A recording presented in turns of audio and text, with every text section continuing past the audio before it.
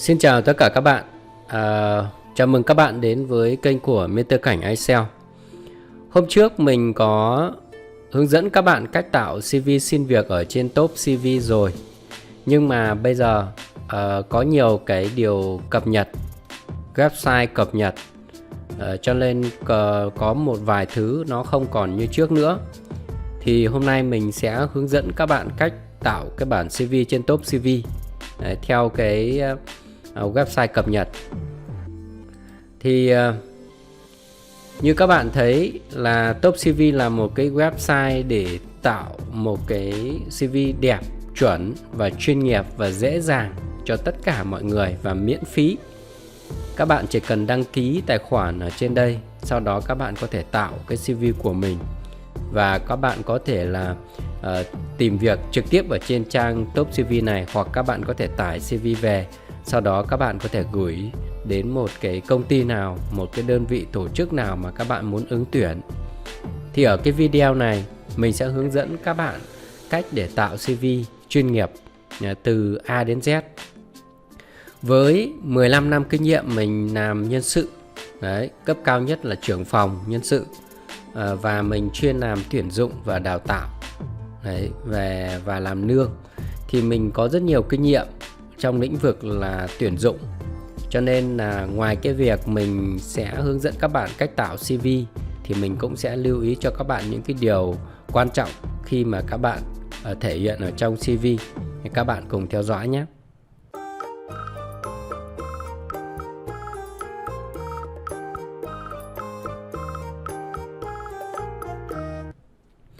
Rồi thì mình có đăng nhập vào cái tài khoản của mình ở trên Top CV rồi. Nếu mà trường hợp mà các bạn chưa có tài khoản ở Top CV thì đơn giản là các bạn hãy đăng ký để mở cho mình một cái tài khoản. Các bạn cứ gõ trên Google là Top CV. Đấy, các bạn gõ Top CV, sau đó nó sẽ ra một cái trang web là topcv.vn, thì các bạn chọn vào cái đường link.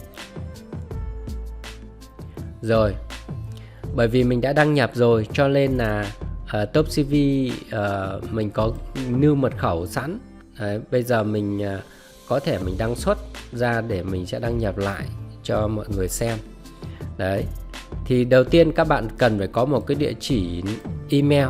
Đấy, địa chỉ email và các bạn đăng ký một cái tài khoản. Đấy, ví dụ bây giờ mình tạo một cái một cái tab mới để mình gõ là đăng ký tài khoản Top CV. Đăng ký tài khoản Top CV để các bạn thấy được cái giao diện khi mà các bạn đăng ký nó như thế nào. Đó, đây là cái giao diện đăng ký tài khoản này. Các bạn nhập họ tên này, nhập địa chỉ email. Điều đó có nghĩa là bạn cần phải có một địa chỉ email trước. Đấy, sau đó các bạn nhập mật khẩu vào, đơn giản thôi. Sau đó các bạn bấm đăng ký. Đấy, sau đó là Top CV sẽ gửi cho các bạn một cái email và các bạn sẽ xác nhận cái email của mình là các bạn có thể có một cái tài khoản và các bạn có thể vào và tiến hành để đăng ký một cái mẫu CV nào đó mà các bạn muốn. Các bạn có thể tạo một cái mẫu CV nào đó mà các bạn muốn. Rồi, đấy là cái khi mà bạn nào chưa có tài khoản trên Top CV thì các bạn làm như vậy. Rồi, thế thì nếu trường hợp mà khi mà chúng ta đã có tài khoản trên Top CV rồi thì chúng ta đăng nhập vào, thì các bạn nhập địa chỉ email và nhập mật khẩu vào, sau đó chúng ta chọn đăng nhập thôi. Ngoài ra các bạn có thể đăng nhập trực tiếp bằng tài khoản Google hoặc Facebook của các bạn được. Đó. Thì hôm trước mình có hướng dẫn các bạn một cái CV rồi, cho nên khi mà các bạn đã có CV ở trên Top CV rồi thì các bạn hãy vào cái phần hồ sơ và CV này. Đó, thì các bạn lưu ý là các bạn đã có tài khoản ở trên, đã có CV ở trên này rồi thì các bạn vào đây. Sau đó các bạn sẽ chọn vào một cái mục quản lý CV, chứ không phải là các bạn chọn mẫu CV. Bởi vì trong quá trình hôm trước mình có thấy có bạn hỏi rằng trước em có tạo một cái bản CV ở trên này rồi, nhưng bây giờ em vào đó em muốn sửa lại, em muốn cập nhật lại thì làm như thế nào? Thì đơn giản bây giờ bạn sẽ vào cái mục hồ sơ và CV, sau đó bạn chọn vào mục quản lý CV, các bạn bấm vào đây thì các bạn sẽ thấy được cái CV cũ của các bạn thôi.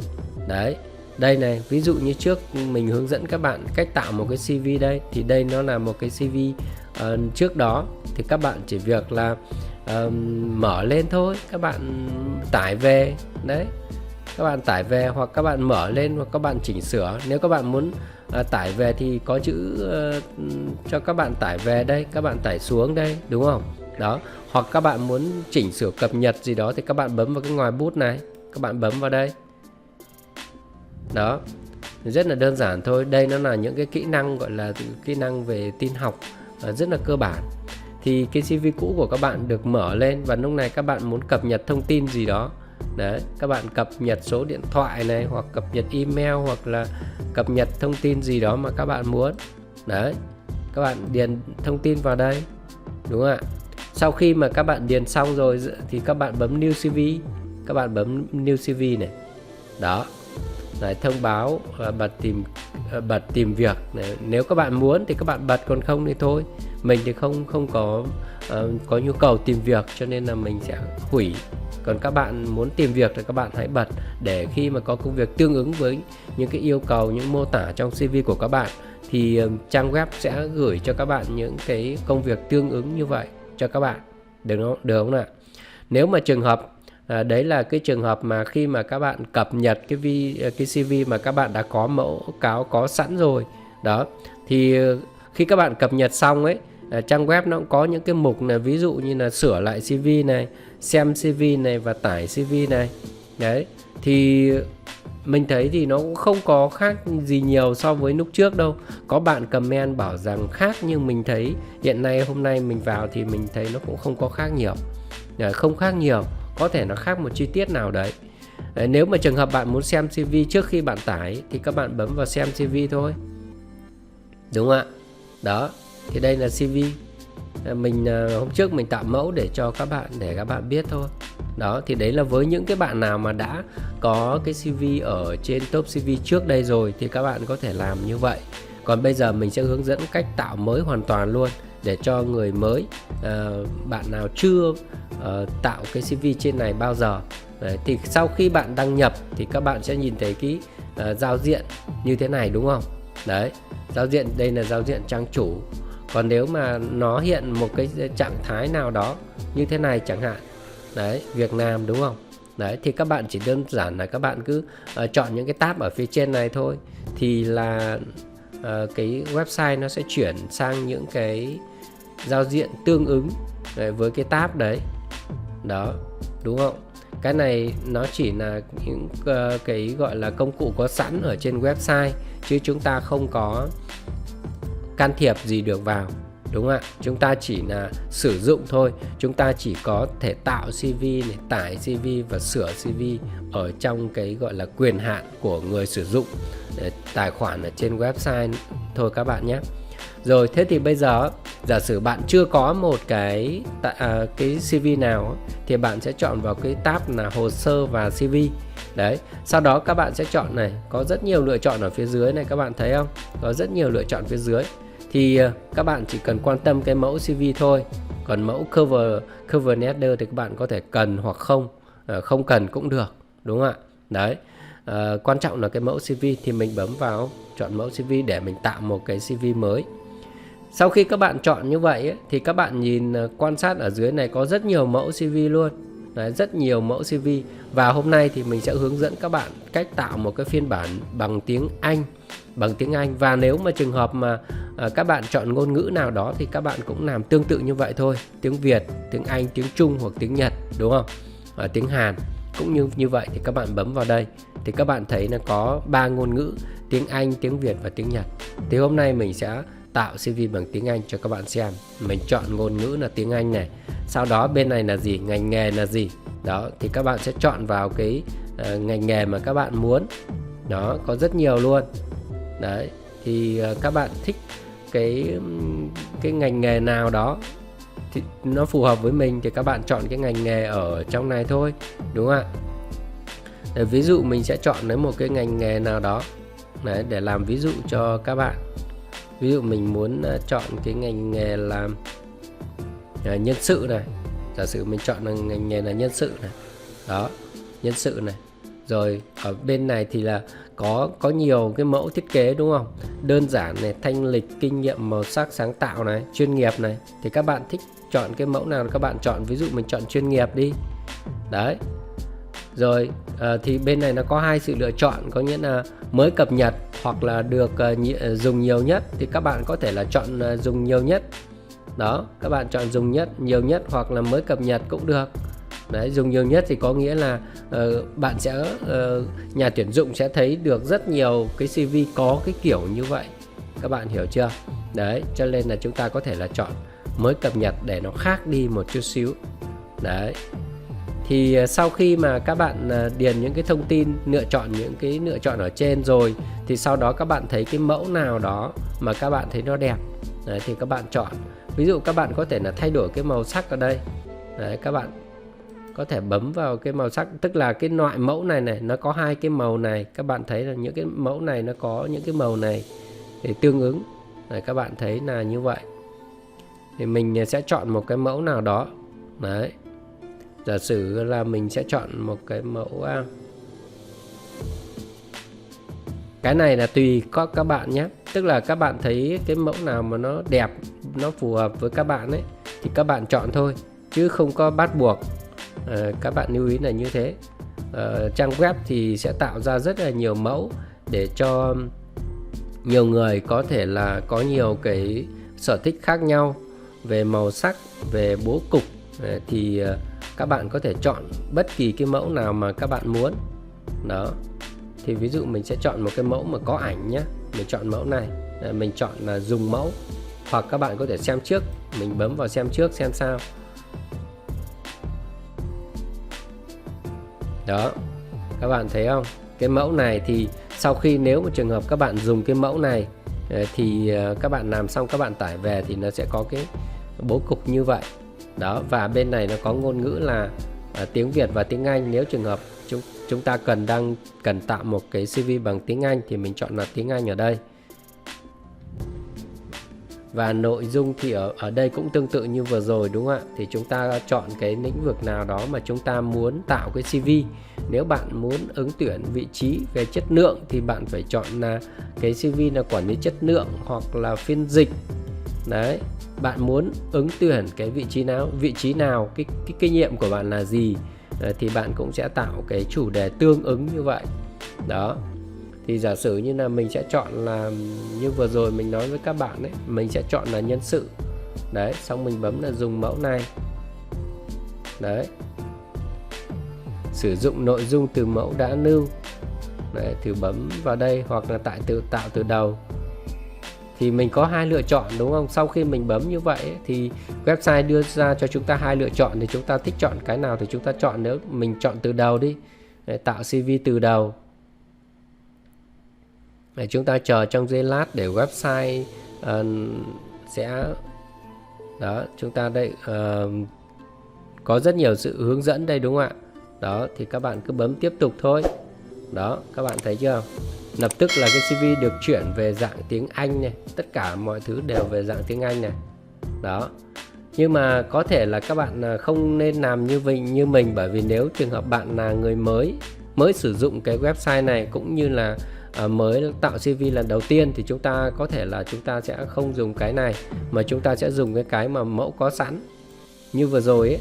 Đấy, sử dụng mẫu có sẵn để sau đó chúng ta sẽ sửa, để chúng ta sẽ chọn là sử dụng nội dung từ CV đã lưu, thì chúng ta chọn vào đây thì mình nghĩ là sẽ tốt hơn. Đấy, chúng ta chọn là tiếp tục.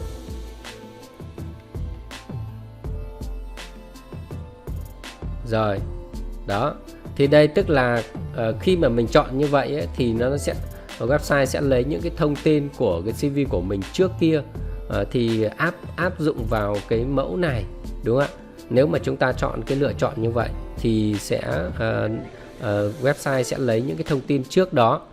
Thì trường hợp mà các bạn đây chỉ là thông tin mô phỏng đó các bạn nhé, không phải thông tin thật của mình. Các bạn lưu ý là như vậy, chỉ có tên thật thôi, còn những thứ khác là chỉ là mô phỏng thôi. Thế thì mình sẽ, bởi vì nếu mà mình đang hướng dẫn cho một bạn mới, mình mà lấy cái thông tin cũ của mình thì mình sẽ không nói được cho các bạn mới biết. Cho nên là thế thì mình sẽ quyết định mình sẽ chọn là tạo CV từ đầu nhé. để cho mình hướng dẫn các bạn mới để các bạn có thể biết cái cách tạo CV như thế nào. Rồi, thì các bạn nhìn vào bố cục thì các bạn sẽ thấy là đầu tiên là ảnh này, đúng không? Thì các bạn sẽ lấy một cái tấm ảnh cho các bạn, những cái khâu này các bạn có thể làm sau. Thì các bạn điền thông tin này, chỗ này thì chúng ta sẽ điền gì nhỉ? Chỗ này đầu tiên là họ tên, đúng không? Thì họ tên của các bạn gõ tên vào đây, đúng không? Rồi cái vị trí mà các bạn muốn ứng tuyển là gì thì các bạn ghi vào đây. Đấy, ví dụ họ tên của mình là Trần Văn Cảnh này. Rồi job position này, ví dụ mình ứng tuyển vị trí gì, ví dụ mình apply, mình ghi là apply for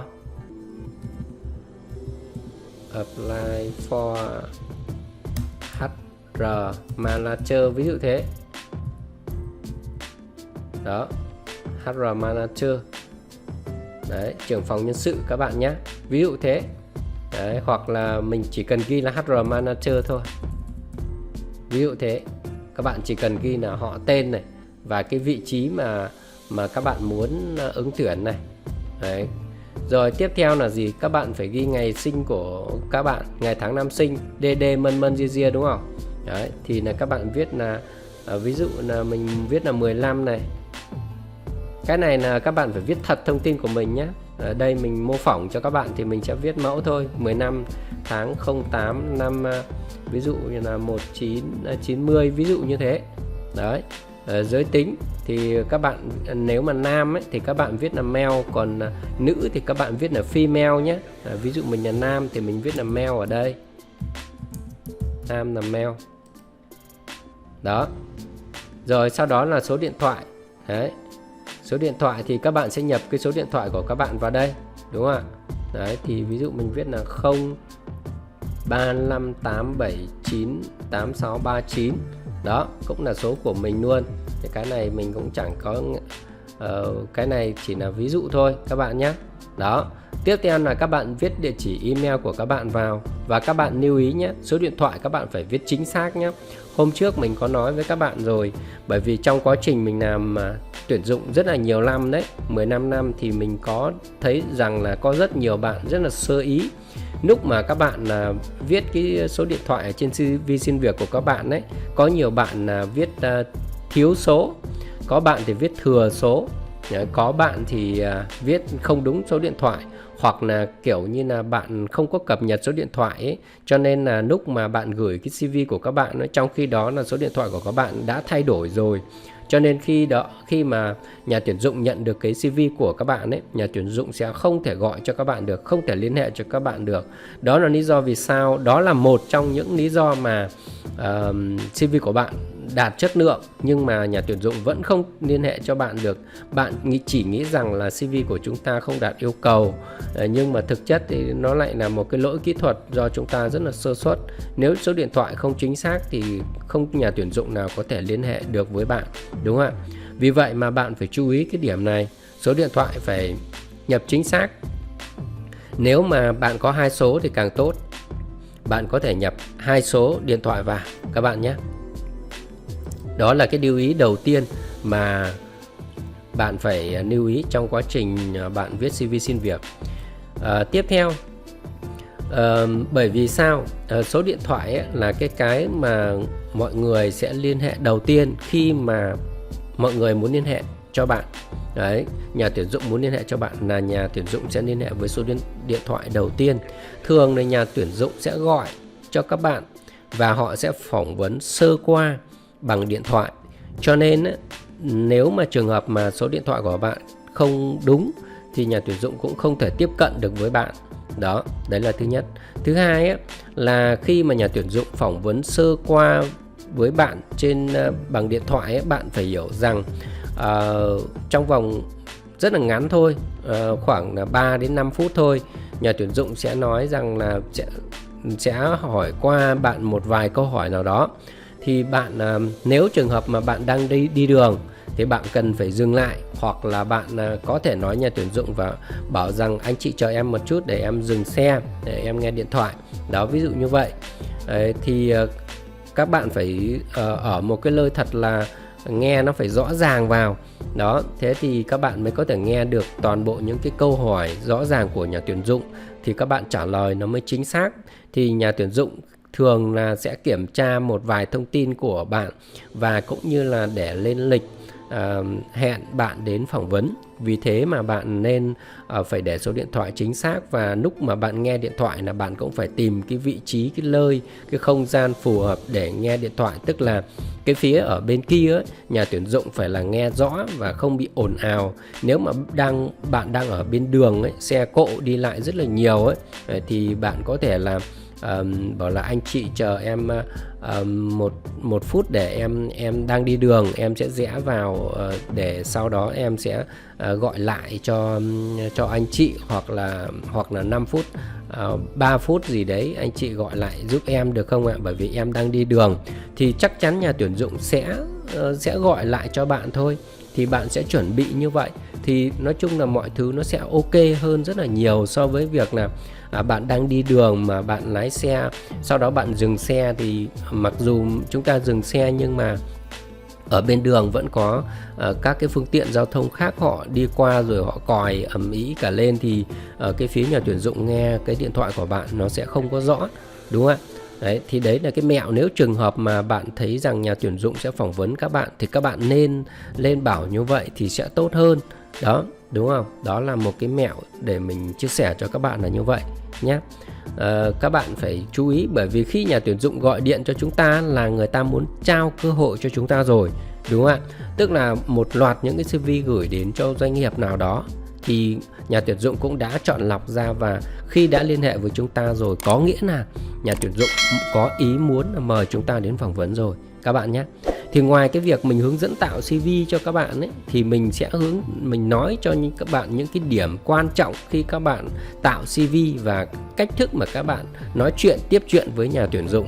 Còn nếu mà trường hợp mà bạn nào mà thấy ví dụ như là cái video của mình đây nó dài, hoặc là nói nó rườm rà, không tập trung vào vấn đề, thì đơn giản bạn hãy bỏ qua nó các bạn nhé. Bởi vì mình cũng thấy có một vài, đa phần là khoảng hơn 90% là các bạn sẽ rất là thích cái video mà mình hướng dẫn cho các bạn. Bởi vì là không phải người nào làm nhân sự có kinh nghiệm thực sự như mình, nhiều năm như mình, có thể hướng dẫn được các bạn như vậy.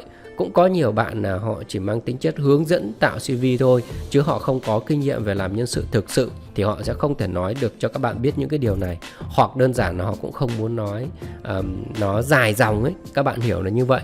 Thì mình hướng dẫn cho các bạn dài như vậy để cho các bạn có cái kiến thức. Nó giống như là một cái gọi là, các bạn hiểu là khi mà các bạn xem cái video của mình hướng dẫn đây, nó giống như là một cái khóa gọi là ngắn hạn để mà cập nhật những cái thông tin cần thiết khi mà các bạn làm một cái CV xin việc, đi phỏng vấn xin việc ấy các bạn nhé.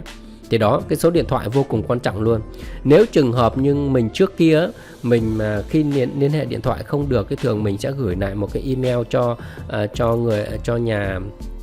ứng viên. Đấy là gửi một cái email để cho ứng viên, để khi mà ứng viên kiểm tra email thì có thể là sẽ nhận được cái email của mình, thì ứng viên sẽ liên hệ lại. Đó, nhưng mà đấy là mình gọi là nhà tuyển dụng có tâm thì mình sẽ làm như vậy. Còn nếu mà trường hợp mà nhà tuyển dụng không có tâm thì chắc chắn là họ sẽ bỏ qua luôn, có nghĩa là bạn sẽ mất cơ hội luôn các bạn nhé. Đấy, vì vậy thì số điện thoại phải rất là lưu ý, và đã xác định xin việc thì các bạn phải điện thoại luôn mang theo người. Các bạn lưu ý là như vậy nhé. Và trả lời phải lịch sự. Ngay cả một cuộc gọi lạ đến, các bạn cũng phải trả lời lịch sự. Chứ nhiều khi có nhiều bạn ấy kiểu quen nói chuyện trống không quen rồi ấy. Khi mà có một người khác gọi điện đến ấy, nói chuyện rất là không lịch sự luôn. Thì khi mà mình, giả sử là mình ấy, mình nghe một cái người nào đó mà mặc dù là người lạ mà nói chuyện cái kiểu như vậy thì cũng không có cảm tình, và trong thâm tâm mặc dù không nói ra nhưng mà cũng trong thâm tâm là cũng sẽ loại bỏ ứng viên này và cũng không mời đến phỏng vấn. Các bạn lưu ý nhé. Cuộc gọi người lạ chăng nữa, chúng ta cũng câu đầu tiên là chúng ta cũng, câu 1, câu 2 là chúng ta cũng alo, sau đó là chúng ta nghe nói chuyện rất là bình thường, chứ không có nói trống không hoặc là nói theo cái kiểu mà trợ búa, thì chắc chắn là nhà tuyển dụng sẽ không muốn như vậy nhé. Các bạn lưu ý nhé. Rồi, các bạn, đó là cái lưu ý về số điện thoại và cái cách mà các bạn tiếp nhận một cái cuộc phỏng vấn mới đầu khi mà trước khi đến phỏng vấn, trước khi được mời đến phỏng vấn. Các bạn chú ý những cái điểm như thế. Rồi đương nhiên email thì các bạn cũng phải viết chính xác rồi, đúng không ạ?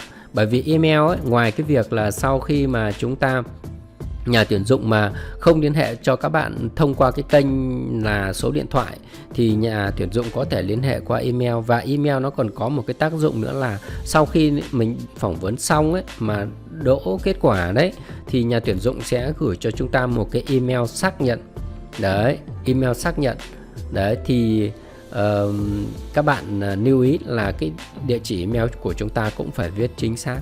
Nếu lúc đó mà nhà tuyển dụng mà gửi cho chúng ta một cái email xác nhận là chúng ta được trúng tuyển với cái mức lương như thế này, ngày này đi làm và cần chuẩn bị những cái thông tin gì đó, mà chúng ta lại viết sai địa chỉ email thì rõ ràng là chúng ta cũng sẽ không nhận được cái thông tin đó.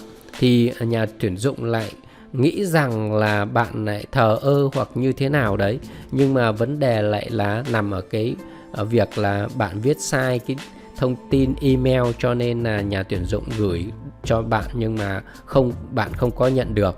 Đó, thì đây là những cái thông tin mà bắt buộc bạn phải viết chính xác. Đó là những cái thông tin liên lạc mà bạn phải viết chính xác các bạn nhé. Đó. Rồi tiếp theo là đến cái phần địa chỉ, đúng không ạ? Thì các bạn sẽ viết địa chỉ nhà mình. Các bạn viết địa chỉ thường trú nhé, chứ không phải là các bạn viết địa chỉ tạm trú. Các bạn lưu ý là như vậy. Nếu trường hợp các bạn viết địa chỉ tạm trú thì cũng rất là khó cho nhà tuyển dụng. Bởi vì khi nhà tuyển dụng muốn tuyển dụng một nhân viên nào đó thì họ có xác định là muốn nhân viên đó làm việc lâu dài cho công ty, cho nên là họ cũng đưa ra một cái tiêu chuẩn là phạm vi khoảng bao nhiêu km đổ lại đấy. Các bạn lưu ý là như vậy nhé. Thường thì tầm khoảng 20 km đổ lại. Lý tưởng là khoảng dưới 10 km các bạn nhé, từ phạm vi bán kính của công ty. Đấy, điều này là mình nói với các bạn là như vậy. Lý tưởng là 10 km từ nhà chúng ta đến công ty đó, thì như vậy sẽ tốt cho cả bạn cả công ty luôn. Bởi vì công ty sẽ muốn bạn gắn bó lâu dài với công ty, cho nên là họ thường là chọn những cái tiêu chí như vậy. Điều này chỉ những người làm nhân sự mới có thể biết và mới có thể nói cho các bạn biết. Thì các bạn sẽ viết địa chỉ thực sự của các bạn vào đây các bạn nhé. Rồi, ok. Ví dụ mình viết địa chỉ là Tiên Lục đấy, Lạng Giang, Bắc Giang. Đó, ví dụ như vậy. Thì các bạn sẽ viết địa chỉ thật của các bạn vào nhé. Nhớ có cả thôn xóm nhé. Nhưng mà đây mình ví dụ cho các bạn thì mình sẽ không viết như vậy nhé. Rồi còn phần website này thì các bạn thường là sẽ không có đâu, đúng không ạ? Nếu mà không có thì các bạn sẽ copy cái link Facebook của các bạn ấy. Link Facebook của các bạn sẽ dán vào đây các bạn nhé. Đấy là về phần website. Hoặc các bạn có thể bỏ trống cũng được, nhưng mà tốt nhất thì các bạn nên có. Chắc chắn là hầu hết mọi người đều có dùng Facebook, thì các bạn có thể copy cái link Facebook các bạn dán vào đây, được không ạ? Đó. Rồi, đấy là phần như vậy. Còn tiếp theo là phần objective là cái gì? Objective các bạn thấy này, cái website nó hướng dẫn cho các bạn này, career goals, short term, long term này. Các bạn thấy không? Tức là gì? Cái mục tiêu ngắn hạn và mục tiêu dài hạn của chúng ta là gì? Mục tiêu ngắn hạn và mục tiêu dài hạn. Đấy, ví dụ mục tiêu ngắn hạn là chúng ta làm ví dụ như là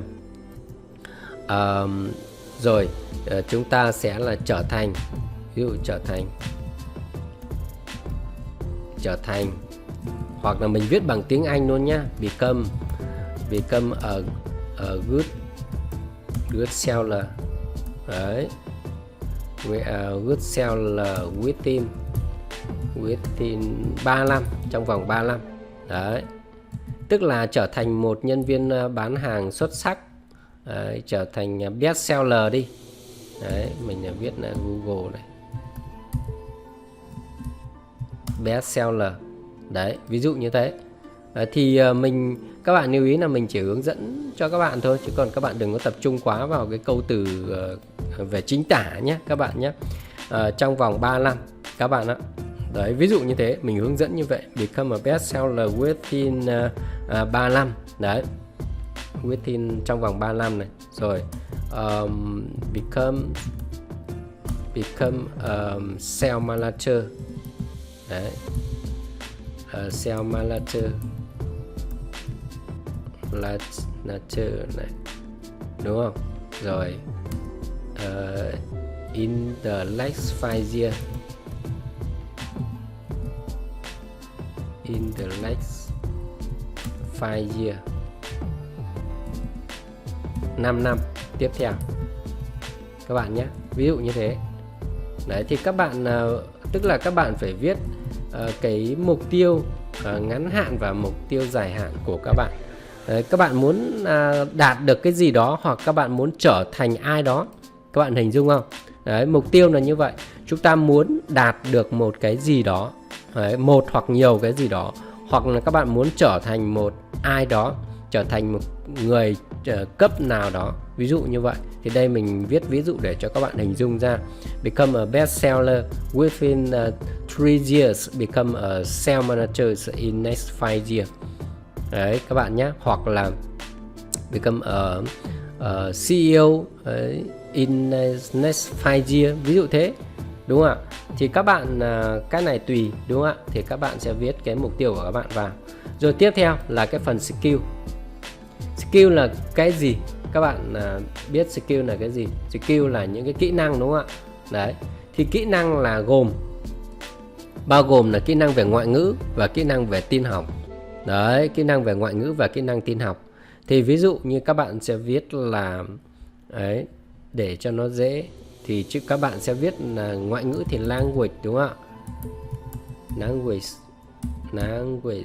Ví dụ như là ngoại ngữ tiếng Anh, English with 4 skill, 4 kỹ năng, đúng không ạ? Đấy, 4 skill, nghe nói, đúng không? Listening, reading, writing, đúng không ạ? Viết, nghe nói, đọc, viết. Nghe nói, đọc, viết, speaking. Đấy. Rồi, ví dụ như vậy, các bạn phải viết rõ ra. Đó. Nếu mà là tiếng Anh, các bạn nói là nghe nói, đọc, viết. Nếu mà các bạn nói 4 kỹ năng thì các bạn sẽ cần phải viết thể hiện là nghe, nói, đọc, viết, đúng không? Nghe này, đọc này, viết này và nói này. Đó. Còn nếu mà tiếng tiếp theo là gì nhỉ? Hoặc là các bạn viết tiếng Trung, đúng không? Đấy, Chinese. Mình sẽ chuyển qua tiếng Anh để mình gõ nó sẽ tiện hơn, đúng không ạ? Chinese này, ví dụ như thế. Chinese with cũng viết for skill luôn, 4 kỹ năng luôn. 4 kỹ năng các bạn cũng như thế, nghe nói đọc viết, đúng không? Đấy.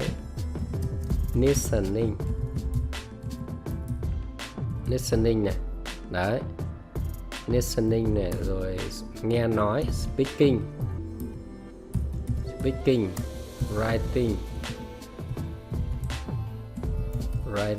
và reading. Thường là khi mà tiếng Trung ấy thì nhà tuyển dụng thường yêu cầu các bạn không phải là writing mà là gì nhỉ? Typing, tức là đánh máy các bạn nhé. Typing. Đấy. Nghe này, nói này, đánh máy này và viết. Được chưa? Đó là về phần ngoại ngữ. Đấy, các bạn lưu ý là như thế. Rồi, tiếp là về gì nhỉ? Đấy là kỹ năng về ngoại ngữ. Kỹ năng về tin học thì sao? Đấy, tin học và ngoại ngữ nó là thuộc cái phần kỹ năng bắt buộc, thường là bắt buộc. Đấy, đối với một nhân viên yêu cầu tùy theo mức độ thôi. Ví dụ như là computer nhá, office, đúng không ạ?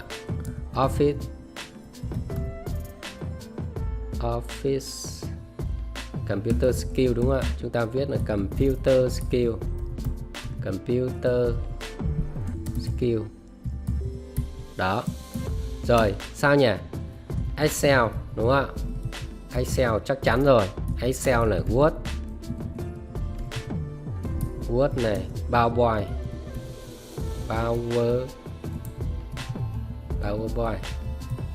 rồi Internet, vân vân.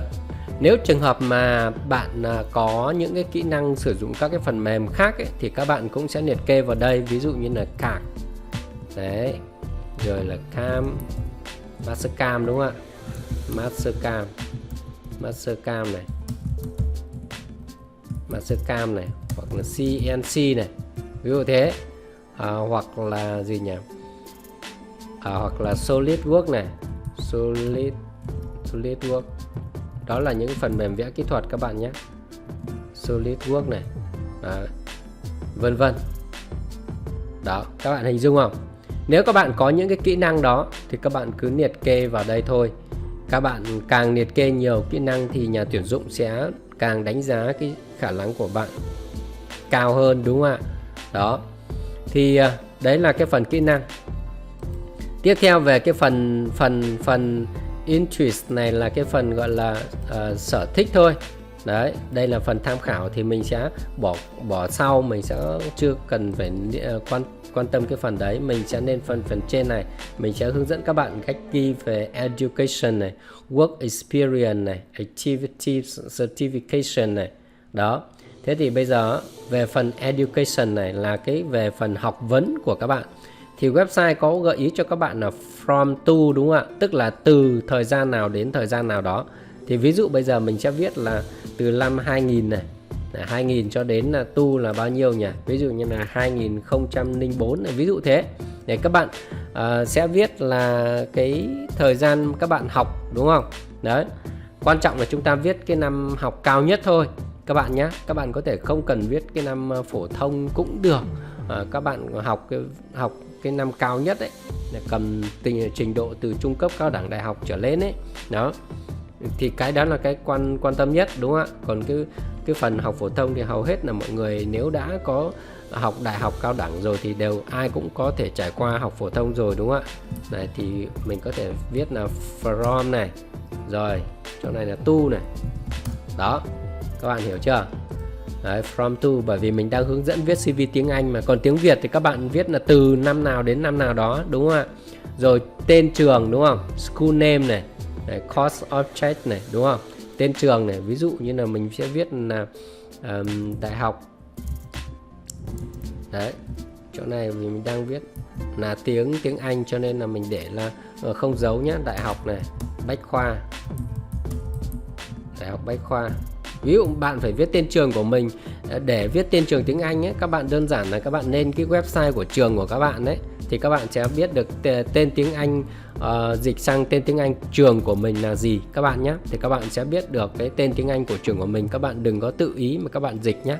Bách Khoa ví dụ thế, thành phố Hồ Chí Minh. Đấy, mình ghi ví dụ như vậy các bạn nhé, nhưng mình đang ghi tiếng Việt không dấu. Còn cái cách thức là mình nói với các bạn rồi đấy. Thì các bạn muốn biết được cái tên bằng tiếng Anh, tên trường của mình ấy là gì, thì các bạn lên website của trường thì chắc chắn sẽ có tên bằng tiếng Anh nhé. Rồi, ví dụ các bạn học cái gì đấy, thì mình ví dụ mình sẽ ghi là IT đi, ví dụ thế, IT. Thì các bạn sẽ viết cái gì mà các bạn học ấy các bạn nhé. Đấy, viết là information technology, đúng không ạ? Technology. Đấy, là IT đấy các bạn nhé. Đó. Rồi, tiếp theo là gì? Education description, tức là bạn có thể mô tả ngắn gọn là trong chương trình học của các bạn là cái gì thì các bạn có thể viết vào, hoặc là các bạn có thể bỏ qua cũng được. Đấy, hoặc là các bạn có thể là để thêm cái gọi là cái cấp độ level của các bạn, ví dụ là bằng khá, giỏi hay gì đó nếu các bạn muốn. Nếu mà bằng khá, giỏi thì các bạn để vào, còn nếu các bạn học trung bình trở xuống gì đó thì các bạn thôi, chúng ta bỏ qua, chúng ta không cần phải điền chi tiết quá như vậy các bạn nhé. Các bạn chỉ cần ghi là từ năm nào đến năm nào, học ở trường nào và chuyên ngành là gì, thế thôi, thế cũng là ok rồi các bạn nhé. Thì đó là cái background education của các bạn, được chưa nào? Rồi tiếp theo là cái phần work experience. Work experience này là cái phần là kinh nghiệm của bạn. Đấy, kinh nghiệm của các bạn. Đấy, đây mình giả sử như là chúng ta là người đã có kinh nghiệm rồi nhé. Còn nếu bạn chưa có kinh nghiệm thì bạn chắc chắn là cũng không có gì nhiều để viết vào đây. Thì các bạn nếu mà chưa có kinh nghiệm, với những bạn sinh viên mới ra trường chưa có kinh nghiệm thì các bạn chỉ cần liệt kê những cái công việc bán thời gian mà các bạn đã làm ở trước đây ấy, đúng không ạ? Làm trước đây. các bạn phải có cái gì đó để mà viết vào nhé. Các bạn đừng có bỏ trống nó nhé. Bỏ trống nó thì đồng nghĩa với việc là bạn chẳng có một cái kinh nghiệm nào hết, thì nó rất là không ổn, đúng không ạ? Mặc dù là sinh viên chúng ta chưa có kinh nghiệm đi làm thực tế thì chúng ta cũng phải có cái hoạt động nào đó, ví dụ làm bán thời gian ở cái nhà hàng nào đó, khách sạn nào đó, hoặc là một cái công việc gì đó bán thời gian mà nó nói chung là nó mang lại cho các bạn là cái gọi là cái trải nghiệm, cái sự trải nghiệm. Có thể công việc đó nó có thể tạo ra tiền hoặc không. Thì nếu mà tạo ra tiền thì chắc chắn nó là một cái công việc rồi, đúng không? Còn có những cái công việc nó không tạo ra tiền thì nó cũng là một cái sự trải nghiệm. Thì các bạn sẽ liệt kê vào đây. Nếu trường hợp bạn là sinh viên mới ra trường, bạn chưa có kinh nghiệm thì bạn cũng phải liệt kê những cái điều đó vào đây, thì để nhà tuyển dụng có thể là nhìn một cách bao quát, tổng quát hơn về cái con người của bạn đó, về cái nền tảng, về cái sự gọi là năng nổ, sự trải nghiệm, sự dám đương đầu và những cái gọi là một vài cái thông tin khác, đúng không ạ? Thì nhà tuyển dụng có thể bao quát được.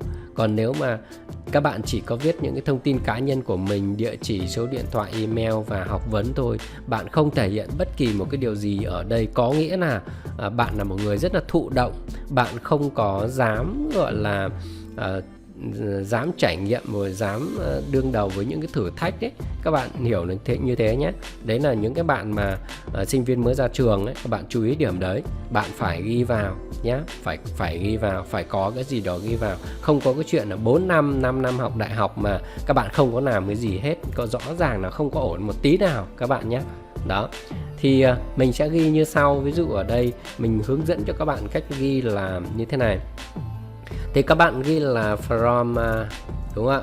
From, ví dụ như là 2004 ra trường, đúng không? Thì chúng ta ghi là ví dụ như là từ tháng, giả sử là từ tháng 9, đúng không? Tháng 9 này, năm 2004, 2004, ví dụ thế. Tháng 9 hoặc tháng 10, tháng 11 tùy các bạn. Tức là giả sử các bạn ra trường tháng 8 chẳng hạn, thế thì từ tháng 9 là chúng ta làm việc ở đâu đó, các bạn hình dung không? Đó, ví dụ như vậy. Tu, đúng không ạ? Tu tháng 9 này, 2004 cho đến là 2006. Đấy, thường là cái năm đầu ấy, đợt đầu tiên mà các bạn làm việc công ty nào đó thường nó cũng không lâu lắm, thường là chỉ làm 1-2 năm thôi. Theo như là mình nhận định, là mình nhìn chung là như vậy.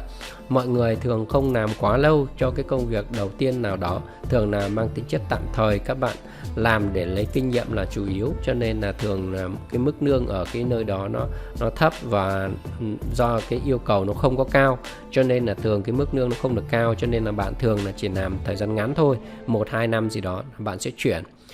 Thì giả sử như chúng ta làm từ cái năm tháng 9 năm 2024 cho đến tháng gọi là tháng 10 năm 2006.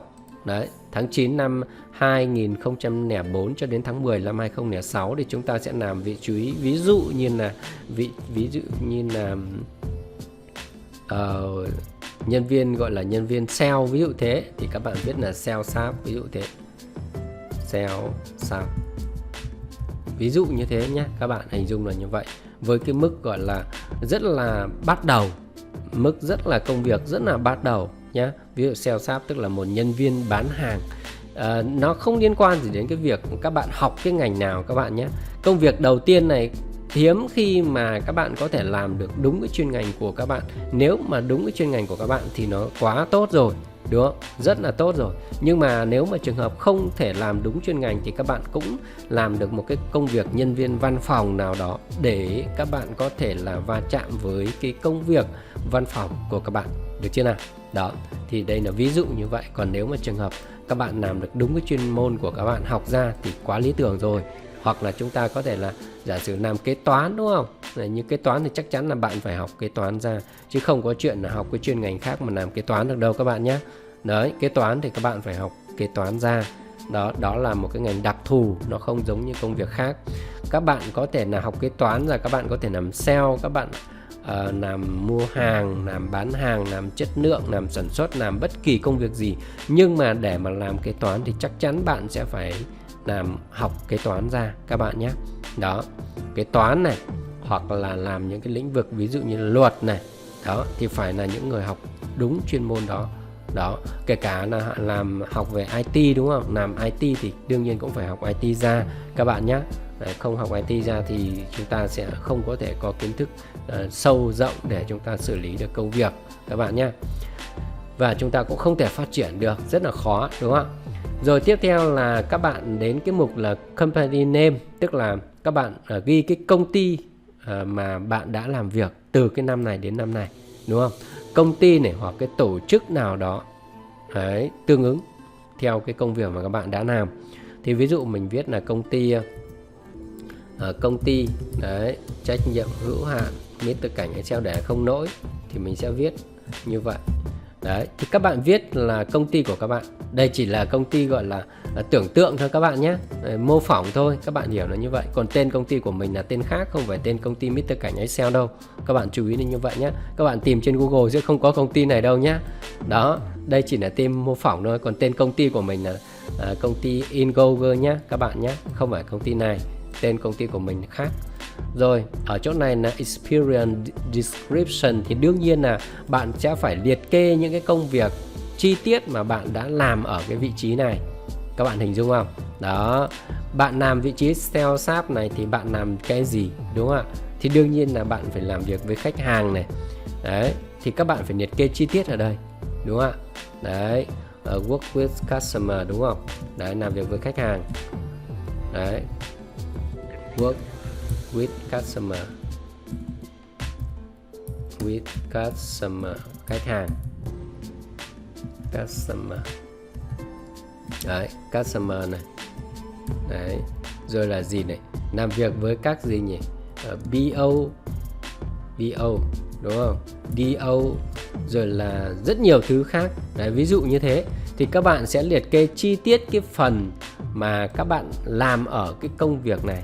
Đấy, các bạn làm cái công việc sales staff này, các bạn làm những cái gì đó thì các bạn sẽ đương nhiên là các bạn viết chi tiết vào đây. Càng chi tiết càng tốt thì nhà tuyển dụng sẽ đánh giá cao, tức là bạn có làm công việc đó thật. Các bạn đừng có mong là các bạn nói viết là sales staff mà các bạn viết trên trời dưới biển ở đây, nhà tuyển dụng sẽ thấy là bạn có thể là viết không đúng sự thật đúng không ạ?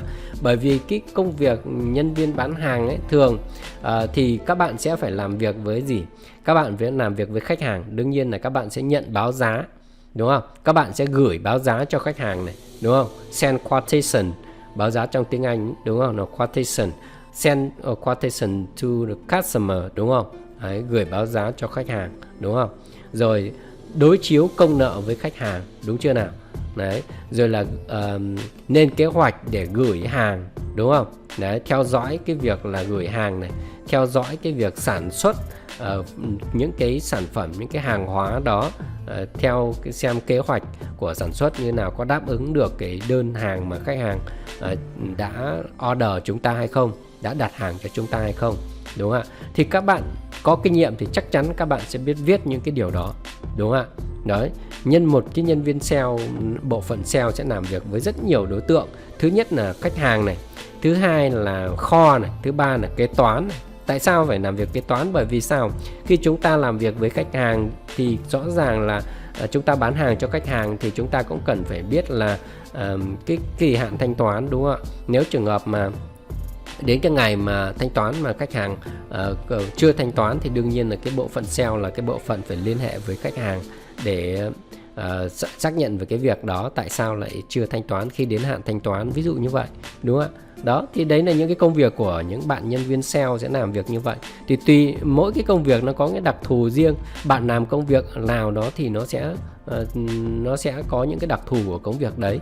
Ví dụ bạn làm ở phòng mua hàng thì đương nhiên là bạn sẽ phải làm việc với nhà cung cấp rồi, chứ không phải làm việc với khách hàng nữa. Bởi vì bạn là người mua thì bạn sẽ làm việc với nhà cung cấp. Đó, chúng ta là người bán thì chúng ta làm việc với khách hàng. Còn nếu chúng ta là người mua là purchasing staff đấy, thì chúng ta sẽ làm việc với nhà cung cấp, được chưa ạ? Thì chúng ta sẽ liệt kê cái chi tiết ở đây. Đó, thì như cái lúc đầu mình nói với các bạn đấy, thì cái ngoài cái việc mà mình hướng dẫn các bạn viết CV ở trên top CV này ấy, mình còn nói cho các bạn biết là các cái kỹ năng, kỹ thuật các bạn viết CV ở trên này. Đấy, nếu bạn nào thấy cái video dài các bạn đơn giản hãy bỏ qua nó nhé các bạn nhé. Đó, đơn giản là như thế thôi, đúng không ạ? Có nghĩa là cái video này nó sẽ không phù hợp cho bạn đấy. Còn nếu bạn nào mà thấy hứng thú và quan tâm đến những cái điều mà mình nói thì các bạn có thể cứ xem tiếp thôi, hoặc các bạn có thể là xem đi xem lại, xem thật kỹ vào nhé. Đây là những cái gọi là chia sẻ thực tế kinh nghiệm của mình, 15 năm mình đi làm, mình chia sẻ cho các bạn, và cũng là để mình cập nhật những cái gọi là cái giao diện CV ở trên top CV này. Hôm trước là mình có làm rồi, nhưng mà bởi vì có bạn bảo là bây giờ nó khác rồi, cho nên là hôm nay mình làm lại cái CV này, một cái video này để mình chia sẻ cho các bạn. Và mình sẽ làm cái phiên bản tiếng Anh như các bạn đang thấy, chứ mình không làm tiếng Việt nữa. Nếu bạn nào mà muốn tham khảo bản tiếng Việt thì các bạn cũng như vậy thôi. Chỉ tiếng Anh thì thay vì là viết bằng tiếng Anh thì chúng ta viết bằng tiếng Việt thôi, đúng không ạ? Thì mình có dịch cho các bạn đấy còn gì, đúng không ạ? Education là học vấn, đúng không? Rồi experience là kinh nghiệm, đúng không? Đó, kiểu như vậy. Rồi tiếp theo thì các bạn phải liệt kê xuống nhé. Và lưu ý, hôm trước mình cũng có nói với các bạn là như thế này này. Thì nếu trường hợp mà các bạn làm nhiều công ty ấy, thì các bạn nên viết là khoảng là 2 công ty là 2 năm. 2 năm là các bạn thay đổi một công ty, hoặc 3 năm. Đấy là 2 năm hoặc 3 năm trở ra nhé, trở lên ấy, thì bạn thay đổi một công ty. Chứ bạn đừng có thật thà quá mà bạn viết cứ năm một, mặc dù đúng là bạn mỗi một năm bạn nhảy một công ty thật đấy. Nhưng mà bạn mà viết cái kiểu như thế thì rất là không ổn. Thì nhà tuyển dụng sẽ đánh giá là bạn không có trung thành. Bạn hiểu không? Nhà tuyển dụng sẽ đánh giá là bạn không có trung thành, cho nên là nhà tuyển dụng sẽ không muốn tuyển bạn. Đó, cho dù là chúng ta mỗi năm chúng ta nhảy một công ty chăng nữa, như trong CV chúng ta cũng nên thể hiện khoảng 2 năm nhảy một lần, và chúng ta nên giấu bớt cái công ty mà chúng ta không muốn thể hiện đi. Mặc dù cái điều này nó cũng là không tốt, nhưng mà ít ra thì cũng có rất nhiều nhà tuyển dụng cũng có tâm giống như mình ấy. Thì mình ví dụ mình thấy bạn rất là ok, khá là ổn, mặc dù về cái lịch sử của bạn nó không được tốt lắm, nhưng mà mình vẫn muốn cho các bạn một cái cơ hội kiểu như thế. Đấy, thì người ta tức là nhân viên tuyển dụng cũng muốn là bạn đến phỏng vấn và bạn được vào làm việc. Đấy, thì để cho nó hợp thức hóa về mặt hồ sơ giấy tờ ấy, CV ấy, đấy, cho các cái sếp khác xem nữa ấy, thì bạn cũng nên thể hiện làm sao mà bạn là một cái ứng viên rất là phù hợp. Chứ còn bây giờ bạn đến phỏng vấn rõ ràng bạn rất là tốt, rất là ok, rất là ngon lành, nhưng mà trên CV bạn thể hiện mỗi năm một công ty, đến lúc mà làm phê duyệt cho giám đốc ký ấy, đấy, mình trực tiếp là đưa cho giám đốc ký luôn ấy. Đấy, thì cho nên là nếu mà ông giám đốc ông ấy đọc được cái CV mà bạn cứ mỗi năm nhảy một công ty như vậy ấy, thì rất là không ổn các bạn nhé. Đấy là cái mẹo mình chia sẻ cho các bạn là như vậy. Đó, nói như vậy các bạn rất là thích rồi còn gì, đúng không? Các bạn tiết lộ cho các bạn là những cái bí quyết để các bạn có thể viết được cái CV chuẩn, chất lượng rồi còn gì nữa, đúng không ạ? Đó, thì các bạn cứ liệt kê khoảng độ 2 năm một công ty hoặc 3 năm, lý tưởng là 3 năm các bạn nhé, ít nhất là 2 năm. Đó, các bạn lưu ý là như vậy. Rồi tiếp theo, đấy là cái phần về cái phần experience các bạn nhé, kinh nghiệm làm việc của chúng ta. Rồi tiếp theo là cái phần activity là gì? Những cái hoạt động ngoài. Hoạt động ngoài này là thường nó liên quan đến cái việc là trong quá trình các bạn học đại học này. Đấy, học đại học. Thì các bạn có thể là từ cái năm nào đó đến năm nào đó các bạn có thể tham gia một cái tổ chức nào đó với cái chức vụ là gì đó, thì các bạn sẽ viết thêm vào đây. Nhưng mà nhà tuyển dụng quan tâm nhất là cái phần về experience này. Các bạn tập trung vào cái phần experience này nhé, tức là kinh nghiệm làm việc này. Các bạn viết chi tiết nhiều vào. Đó. Và các bạn hôm trước mình có làm một cái video để các bạn có thể viết cái kỹ thuật viết cái experience này đấy, thì các bạn có thể là xem cái video đó nhé, hướng dẫn viết CV ở trên Word ấy, thì các bạn mình nói rõ cái cách để viết cái work experience này rồi. Đấy, các bạn có thể xem và các bạn có thể tham khảo cái video đó ở trên kênh của Mr. Cảnh Excel các bạn nhé.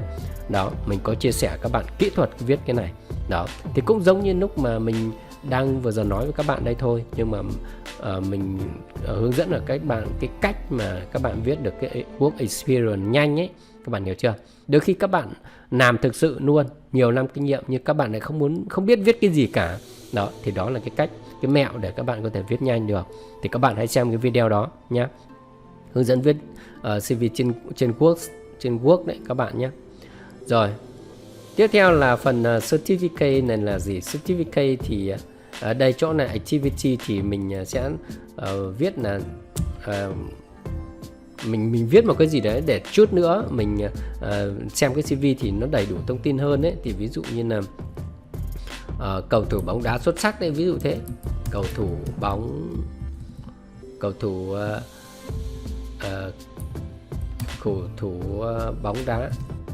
đá xuất sắc, ví dụ thế nhá. Mình viết ở đây để cho nó có thông tin ở đây thôi. Các bạn hiểu là cái activity là những cái hoạt động của các bạn đấy, thường là trong quá trình các bạn học thuật, hoặc là trong quá trình học đại học, hoặc kể cả các bạn làm ở công ty nào đấy, các bạn có thể vẫn đạt được những cái thành tích nào đó, đúng không ạ, ở trong công ty, trong doanh nghiệp. Rồi tiếp theo là phần certificate là những cái chứng chỉ, đúng không ạ? Certification là những cái chứng chỉ. Thì ví dụ như là chứng chỉ về tin học này, về ngoại ngữ này, hoặc là IELTS gì đấy. Đấy, tùy theo, hoặc là chứng chỉ về tùy theo mỗi ngoại ngữ thì nó sẽ có cái chứng chỉ khác nhau, đúng không? Đấy, HSK này, hoặc là TOEIC này, hoặc là chứng chỉ IELTS, hoặc là TOEFL gì đấy, thì các bạn sẽ liệt kê vào đây, đúng không ạ? Đấy, thì đây là những cái chứng chỉ đấy, hoặc là chứng chỉ tin học văn phòng. Nhưng thực chất bây giờ thì mình nghĩ là trừ khi mà bạn muốn ứng tuyển vào các cái đơn vị hành chính nhà nước thì mới cần, chứ còn nói chung là làm nhà nước là các bạn cần những cái chứng chỉ đó. Còn nếu mà làm ở doanh nghiệp ấy, người ta sẽ quan tâm là cái khả năng của các bạn nhiều hơn là cái chứng chỉ các bạn nhé. Không cần chứng chỉ, không phải là cái bắt buộc.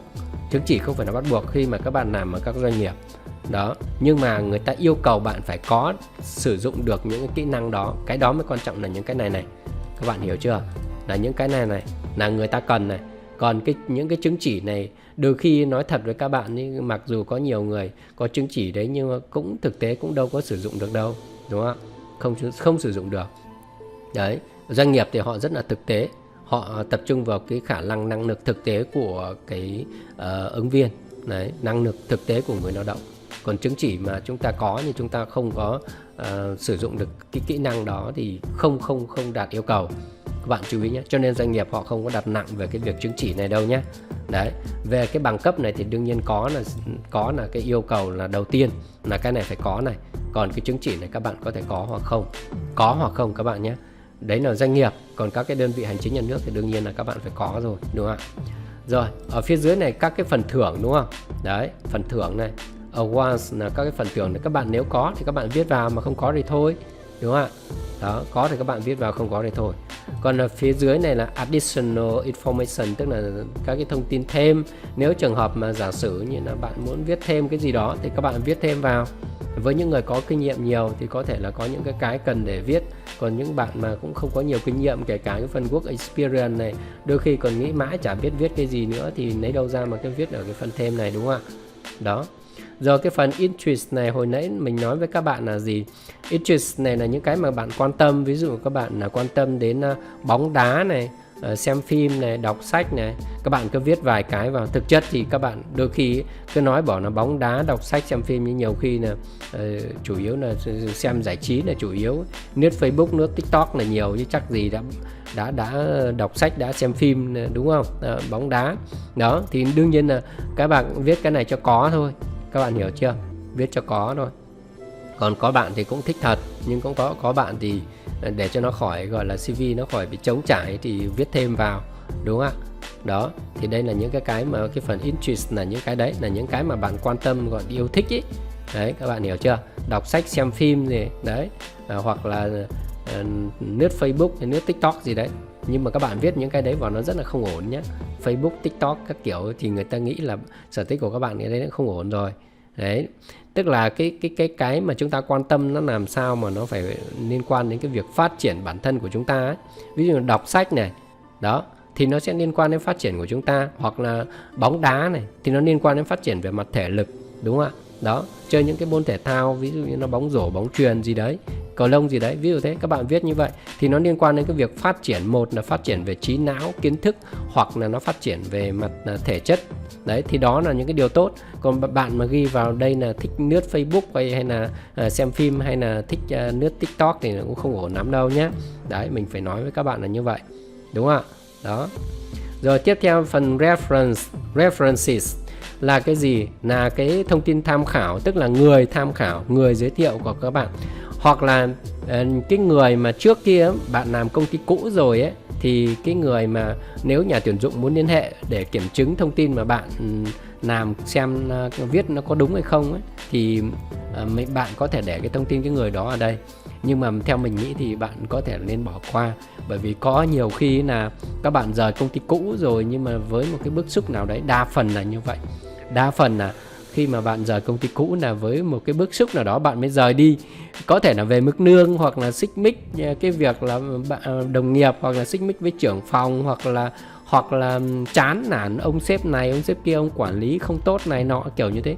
Bạn rời đi thường là do bạn chán nản cái điều gì đó, hoặc chán nản không muốn đi làm, hay là như thế nào đó.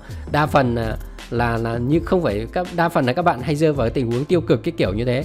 Chứ như mình cũng khá là chán sau khi mình làm rất là nhiều năm rồi, mình cũng gọi là lên cái cấp độ mức lương cũng tương đối cao rồi, nhưng mà mình cũng không muốn đi làm thuê mãi, thì mình cũng không có muốn làm ở đó nữa. Đấy, thì kiểu như thế. Nhưng mà đa phần là các bạn không có rơi vào tình huống như vậy, mà đa phần là chúng ta hay mắc phải cái scandal nào đó, đúng không? Đấy, tức là có mâu thuẫn với đồng nghiệp này, mâu thuẫn với sếp này, hoặc là bức xúc về mức lương, hoặc là cái gì đó không công bằng, thì thường là chúng ta hay di chuyển công việc. Đấy, kiểu như thế. Thì chúng ta nếu mà để cái thông tin tham khảo để nhà tuyển dụng mà liên hệ với cái người ở công ty cũ, có thể là bạn lại bị lộ ra những cái khuyết điểm. Kể cả đôi khi bạn làm ở đó chuyện rất là tốt, như là do bởi vì bạn nghỉ việc cho nên người đấy người ta không có thích như thế, bạn nghỉ đi thì người ta lại phải tuyển thay người khác, thì dẫn đến là người ta không còn thích bạn nữa. Cái lúc mà bạn còn làm đấy thì người ta rất là yêu quý bạn, nhưng khi bạn rời đi rồi thì có thể người ta không còn yêu quý như thế nữa. Nếu bạn để thông tin liên hệ thì người ta muốn liên hệ với cái người đó, thì mặc dù cái lúc trước thì mình với người ta là cái mối quan hệ rất là ok, rất là ngon lành, nhưng mà sau khi mình rời khỏi rồi thì người ta có thể người ta lật mặt đấy, nói thẳng các bạn là như vậy, người ta quay xe luôn. Đấy, thì có thể người ta sẽ nói những điều không tốt cho chúng ta, điều bất lợi cho chúng ta. Vậy thì tốt nhất là chúng ta có thể để hoặc không. Đấy, để hay không các bạn phải cân nhắc nhé. Thì mình không khuyến khích các bạn để ở đấy. Thế đấy là mình đã hướng dẫn các bạn cách là tạo một cái bản CV này rồi. Và còn cái phần rất là quan trọng là gì? Cái phần bức ảnh này. Các bạn phải để cái tấm ảnh của các bạn vào đây, đúng không ạ? Thì các bạn phải để tấm ảnh vào đây. Ví dụ các bạn chỉ đơn giản là các bạn bấm vào di chuyển con chuột đây, các bạn thấy cái mục sửa ảnh đúng không? Các bạn bấm chuột trái vào. Đó. Thì các bạn sẽ kéo thả ảnh vào đây, hoặc là các bạn bấm đổi ảnh, đúng không? Đấy. Đấy, thì các bạn bấm click để kéo thả ảnh. Đấy, thì các bạn mình thử kích vào đây thì xem các bạn thấy nó sẽ mở ra một cái giao diện để cho chúng ta lấy một cái tấm ảnh nào đó. Ví dụ bây giờ mình lấy một cái tấm ảnh nhé. Đấy, mình lấy một cái ảnh nào đó làm ví dụ. Đó, ví dụ mình lấy cái tấm ảnh này, chỉ là trên Google thôi các bạn nhé. Chọn Open. Đó, thì sau khi các bạn lấy cái tấm ảnh vào đây rồi thì các bạn nhìn ở bên này, các bạn thấy nó cũng khá là đẹp, rất là ok rồi, đúng không? Đấy, thì các bạn có thể là di chuyển cái đối tượng này để cho nó cân đối nếu các bạn muốn. Đó, các bạn có thể là thu nhỏ lại này. Đấy, các bạn có thể là làm thế nào đấy mà để cho cái ảnh của các bạn nhìn nó đẹp ấy. Các bạn hình dung không? Đó, ví dụ như thế. Đó. Cái ảnh này thì các bạn có thể lấy ảnh tự chụp bằng điện thoại cũng được, hoặc là đâu cũng được, chứ không nhất thiết phải ảnh là 3x4 hay các bạn ra tiệm chụp đâu nhá. Không nhất thiết. Ảnh trên CV nó không phải giống như cái ảnh mà các bạn dán trên CV xin việc đâu các bạn nhé. Ảnh dán trên CV xin việc thì các bạn phải chụp với cái nền màu xanh hoặc màu trắng gì đó, tùy, là bắt buộc là như thế. Sau đó chúng ta cần phải lên xã phường để đóng dấu vào, thì nó khác với cái ảnh ở trên CV là cái file mềm. Đây chỉ là cái ảnh mà các bạn lấy cái ảnh mà đẹp nhất có thể, các bạn lấy và các bạn đưa vào. Đấy, các bạn chú ý là như thế nhé. Ảnh này là không bắt buộc, đúng không ạ? Là chúng ta thích là chúng ta để thôi, và chúng ta thấy nó đẹp thì chúng ta để thôi, chứ không phải giống như ảnh trên CV xin việc ở bằng file giấy nhé các bạn nhé. Đơn xin việc ở file giấy thường là sau khi các bạn trúng tuyển, các bạn sẽ cần phải nộp một cái bản CV bản cứng, đúng không? Thì trên cái CV đấy có dán ảnh, thì cái ảnh đó phải là cái ảnh mà được phông nền nó phải là màu xanh hoặc là màu trắng, đúng không ạ? Đó. Sau khi chúng ta thêm ảnh vào rồi thì chúng ta sẽ chọn hoàn tất thôi. Đó. Rồi, đấy, thì như vậy là chúng ta đã hoàn tất một cái CV. Mình đã hướng dẫn các bạn cách viết từ đầu đến cuối luôn, đúng không? Đó, bạn nào chưa đăng ký kênh nhớ đăng ký kênh nhá. Nhớ bấm like ủng hộ mình. Rồi, sau khi các bạn làm xong này, các bạn bấm lưu lại này, bấm lưu lại. Rồi, đấy, đặt tên cho CV xin việc này. Đấy, thì bây giờ mình sẽ đặt tên là, các bạn đặt tên gì tùy các bạn, nhưng mà các bạn nên đặt tên là như thế này này, là ví dụ như là CV đấy. Các bạn thấy website có gợi ý cho các bạn này, đúng không? CV marketing, CV lập trình này. Đấy, các bạn có đặt tên là ví dụ như là CV này, các bạn đặt tên như mình này, CV ứng tuyển ví dụ như là HR Manager. Đấy, CV HR Manager, hoặc là các bạn viết là CV gì nhỉ? Họ tên của mình là Trần Văn Cảnh. Các bạn để như thế này cũng được, ok. Đó, bởi vì đây nó chỉ là tên file thôi, các bạn hiểu chưa? Đấy, tên file này, hoặc các bạn có thể gạch ngang thêm dần HR Manager ví dụ thế. Đó, thì khi mà nhà tuyển dụng họ lưu cái CV của các bạn để cho nhà tuyển dụng dễ tìm thôi, thì các bạn thêm cái vị trí này vào. CV này, họ tên của chúng ta này, viết không dấu nhé các bạn nhé. Đấy, HR Manager là cái vị trí. Đấy, CV của ai và vị trí xin việc là gì, ví dụ như thế. Chúng ta chọn tiếp tục. Chúng ta chọn tiếp tục để bây giờ nó website nó sẽ chuyển sang một cái. Đấy, bạn có muốn bật tìm kiếm việc làm hay không thì chúng ta không. Mình chọn không nhé, các bạn nên chọn có nhé, các bạn chọn có nhé. Mình không có nhu cầu tìm việc thì mình chọn không, mình chọn hủy. Đó, thì bây giờ nó lại ra cái giao diện như lúc vừa rồi đúng không? Thì chúng ta nếu muốn sửa thì chúng ta bấm sửa lại CV, xem CV và tải xuống CV. Đó, thế bây giờ mình xem CV trước, mình bấm xem CV nhé các bạn. Đó, mình hướng dẫn rất là chi tiết luôn. Đó, các bạn thấy chưa? Đó. Đấy. Như vậy là các bạn có một cái CV rất là đẹp, rất là tuyệt vời rồi đúng không? Thì sau nếu mà các bạn thấy nó ok rồi, các bạn tải xuống, các bạn bấm vào là tải CV đây đúng không? Tải CV PDF, các bạn bấm vào đây. Chúng ta chờ một chút.